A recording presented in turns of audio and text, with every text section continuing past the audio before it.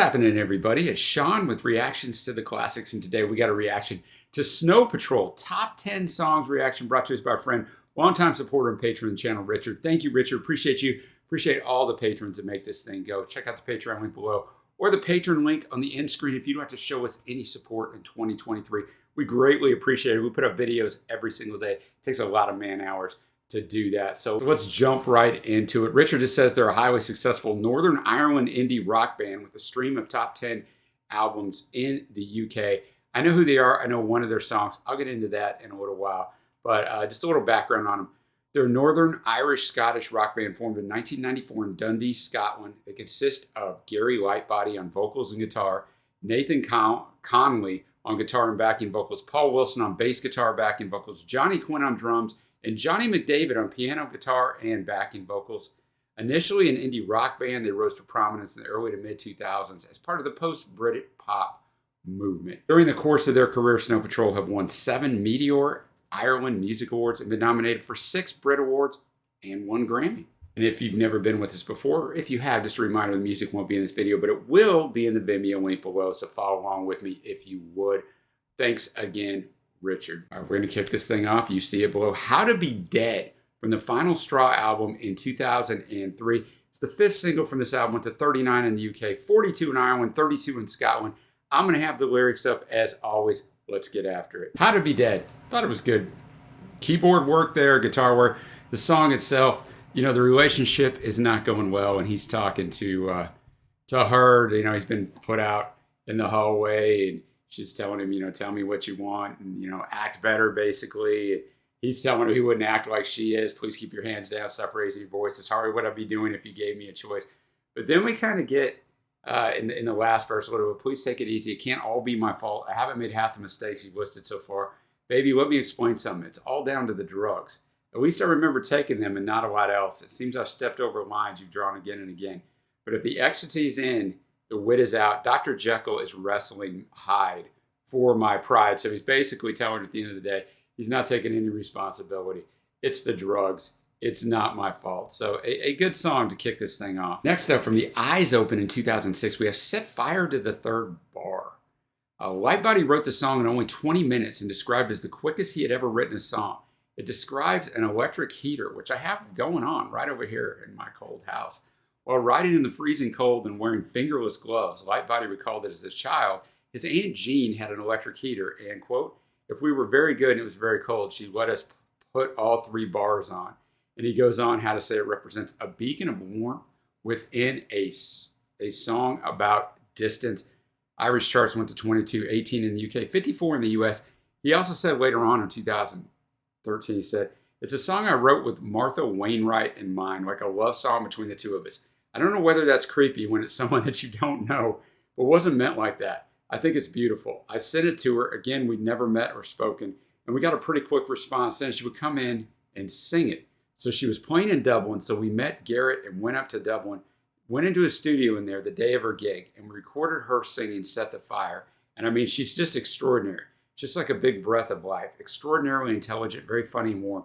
She came in, she sung it once and it was perfect. She sung it again for luck, and we used the first take, so she will be on here as well. Set the Fire to the Third Bar. A nice thing in there with Gary and Martha on those vocals together. And I think, you know, it's good to know what this song is about, like when he's explaining what the third bar is, because, you know, they're lonely, and he's even laying down on the ground, I'm assuming praying that he can just go back to her on that cold, laying down on that cold ground. I pray that something picks me up and sets me down in your warm arms. And then they say, you know, after I've traveled so far, we'd set the fire to the third bar. We'd share each other like an island until exhausted, close our eyelids. You can fill in the lines, boys and girls, about what they're doing. But, you know, that third bar, like where it's really warm. So, yeah, I just, you know, I think it's good to know the context behind the song. So that one was a good offering. Our number 8 track is from Final Straw in 2003. Spitting Games is the lead single, 23 in UK, 15 in Scotland, 41 in Ireland.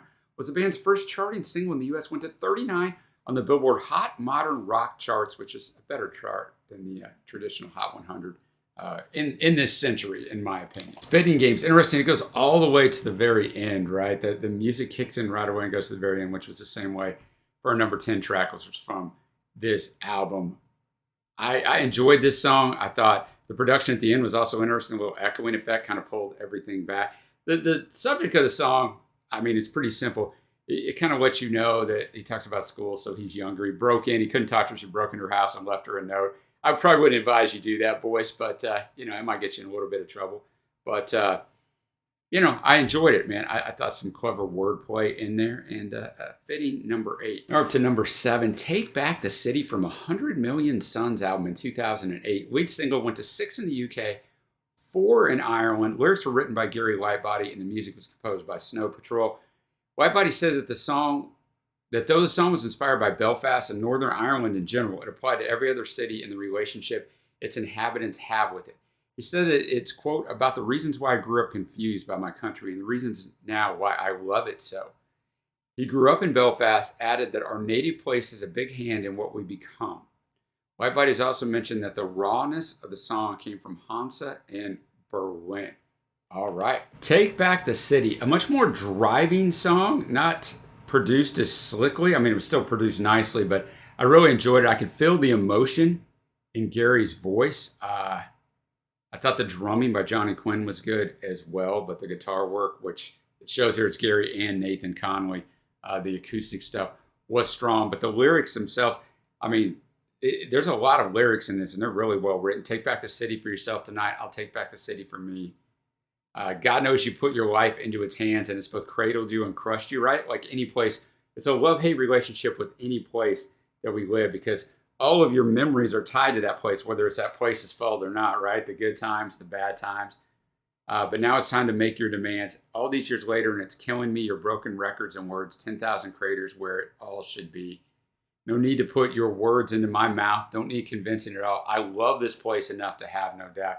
It's a mess. It's a start. It's a flawed work of art. Your city, your call, every crack, every wall. Pick a side, pick a fight, get your epitaph right. You can sing till you drop, because the fun just never stops. I love this city tonight. I love this city always. And he just goes on. It's a really good writing and probably my favorite track so far on this list. Next up, we have Open Your Eyes from Eyes Open in 2006. 5th single, went to 26 in the UK.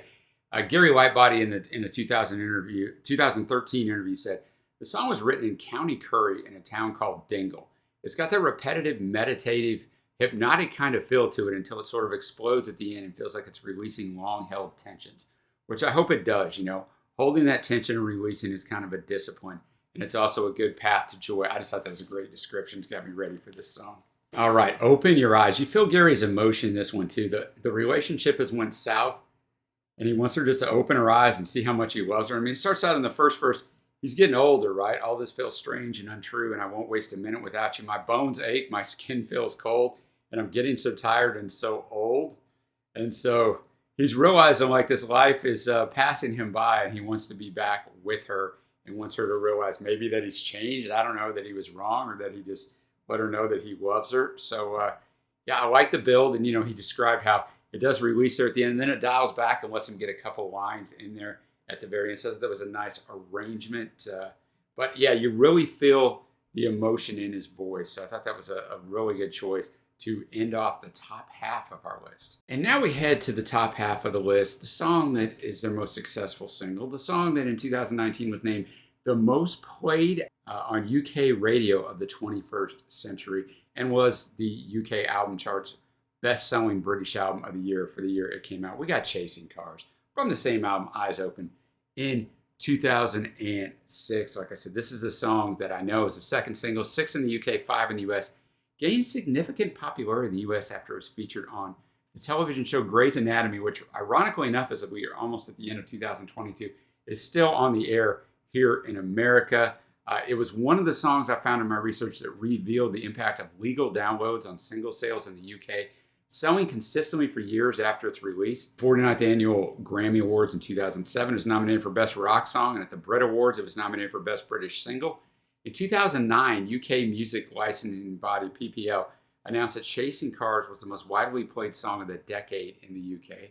10 years later, it was revealed as the most played song of the century on UK radio, which I already mentioned. Lead singer Gary Whitebody repeatedly wrote the song when he became sober after a binge of white wine in the garden of song producer Jack Knife Lee's Kent Cottage. In an interview with Rolling Stone, he said, It's the purest love song I've ever written.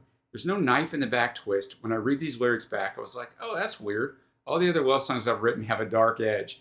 The phrase chasing cars, I've always wondered this, but wonder no more. It came from Whitebody's father in reference to a girl Whitebody was infatuated with. His dad said, quote, you're like a dog chasing a car. You'll never catch it, and you just wouldn't know what to do with it if you did. Dad laying down some kind of cold advice to Gary, but maybe he needed it. Here's my tie to this song. This song means a tremendous amount to me because when my daughter Mackenzie, who just turned 16 last month, and it's just a tremendous blessing in my life. When she was born, they were playing music in the delivery room, and this song was playing. Like the second that my daughter came into this world, I almost get emotional. I do get emotional about it. So this song, no matter how many times I hear it, and I don't go back and listen to it and stuff, but it'll always have a profound effect on my life for the rest of my life. It's one of those weird twists that it was playing. Thank goodness it wasn't a horrible song that was playing, right? I would be like, oh my goodness, like that'd be traumatizing to me. I'd be like, wait, don't deliver her yet. All right, let's go. Chasing Cars. I if you're watching this in the UK, I'm sure you're like, I don't ever want to hear this song again since it's the most played song. And I get that. And it's one of those songs that suffers from being played so much that people it loses its effectiveness of how great this song is great. Not just because it was played during my daughter's birth, but I mean, obviously I can't separate that in my mind. But, the lyrics are fantastic, but the arrangement, the build, is so good where it pops the emotion off as it builds up and you feel his emotion. He only says chasing cars once. It's in verse 3. Let's waste time chasing cars around our heads. And Gary's delivery is great because he knows when to pause. He slowly delivers certain lines. Then he gets it, the chorus, if I just lay here, would you lie with me and just forget the world? And the way he says it, just forget the world. Forget what we're told before we get too old. Show me a garden that's bursting in the light. I mean, this song is just great, man. I mean, it really is. Even if you've heard it a bazillion times, separate yourself from it and just listen to it in headphones and just go, man, this song is it's fantastic, man. It's the most played song in the UK this century for a reason. All right, now we're going to get off Spotify for just one song. I'm going to play it through YouTube. We're going Single Fire from the Spider-Man 3 soundtrack. Only single released from that soundtrack. It was initially offered to Shrek the Third, number 4 in the UK, 2 in Ireland, 65 in the US. Drummer Johnny Quinn injured at the time of recording because of his snowboarding accident in January of that year, drummed with one hand during the recording session. So shout out to Johnny. That is not an easy thing to do. All right, Signal Fire. I definitely think this probably fit better in Spider-Man than Shrek just from the song. So I liked it. Quieter verses built into these soaring choruses. And I like the kind of yin and yang in the song because he's telling her how, the perfect words never crossed my mind because there was nothing in there but you. That's a pretty good line right there. I felt every ounce of me screaming out, but the sound was trapped deep in me. All I wanted just sped right past me while I was rooted fast to the earth. I could be stuck here for 1,000 years without your arms to drag me out. The chorus, there you are standing right in front of me. There you are standing right in front of me. All this fear falls away to leave me naked. Hold me close because I need you to guide me to safety. But then the post-chorus. So this undying love, I could be here for 1,000 years, all this stuff. But the post-chorus is, no, I won't wait forever. So interesting wordplay there of kind of two different sides of the story. But I thought that was a really good choice. And like I said, Spider-Man 3, a better choice than Shrek on this one. All right, we got 3 songs left on Richard's top 10 Snow Patrol songs. We've got You're All I Have from that Eyes Open album in 2006. This was the lead single, number 7 in the UK. According to Gary, he said, it's near the beginning of a dangerously reliant relationship. The album is full of songs like this. Rather than a breakup record, this is a makeup record. This is a massive generalization, but it is a more positive record than the last. He has said that, quote, the song is about a damaging but fulfilling relationship. Something that terrifies you, but you can't quite bring yourself to look away. Most of us have been in one of those once or twice. You're All I Have. Once again, the instrumentation is so well done. The guitar work in particular by Nathan Conway, I would imagine. Guitars are always credited him as lead and Gary, but I mean, really exceptionally well done on that song. And the song itself, he's declaring his love for her, but in a way that, puts pressure on people, right? You're all I have. He's just telling her all this stuff. He says, just give me a chance to hold on. Just give me something to hold on to. And then the chorus, it's so clear now that you are all that I have, the way he sings it. I have no fear because you are all that I have. Boys and girls, that's a lot of pressure to put on someone else. And then he talks about how great she is. He gets electric shocks on aching bones. Usually it's when you're first with someone that love, and when you're around them, when that newness, you just feel that literal electricity go through your body. So the bridge, though, there's a darkness deep in you, a frightening magic I cling to. So I don't know that I would dedicate this song to someone. It's really well done, though. Really well written, really well carried out. All right, we got 2 songs left. We got Chocolate from the Final Straw album in 2003. The third single off that album went to 24 in the UK. According to an interview with the Sunday Times, Gary wrote this song after he cheated on his girlfriend. He said, I just cheated on my girlfriend, ex-girlfriend, obviously. I was going home and I just started writing it. He's reflecting upon the mistakes he's done and regretting the decisions he's made. He also explains he's apologizing to her while at the same time accepting full responsibility for his actions and excuses. It's about saying sorry and trying not to use the same old lame excuses. I'm a cad and a bounder, which is lost on me as an American, but that's okay. I've always disappointed the people I've fallen in love with. That's kind of sad, Gary, but I wonder if she listened to the song. I wonder if she knew it was to her. It's one of those curious things. Chocolate. Also good to know the backstory on this song, right? Because it resonates and you see, he's just pouring it out. I thought the drumming on this by Johnny Quinn was quite exceptional. This could be the very minute I'm aware I'm alive. All these places feel like home. With a name I'd never chosen, I can make my first steps as a child to 25. So he's admitting he's 25 years old, but he's still immature. This is a straw, final straw on the roof of my mouth as I lie to you. Just because I'm sorry. These are some cold lines right here, right? But honesty. Just because I'm sorry doesn't mean I didn't enjoy it at the time. You're the only thing that I love. Scares me more every day. On my knees, I think clear. So maybe when he's praying, I don't know, when he's begging. Goodness knows I saw it coming. Or at least I'll claim I did. But in truth, I'm lost for words. What have I done? It's too late for that. What have I become? Truth is nothing yet. A simple mistake starts the hardest time, right? Well, I don't know how simple it was you cheated on her, but maybe like in the moment, a one-time thing, if it was a one-time thing. And then it just has this cascading effect of changing your entire life. I promise I'll do anything you ask.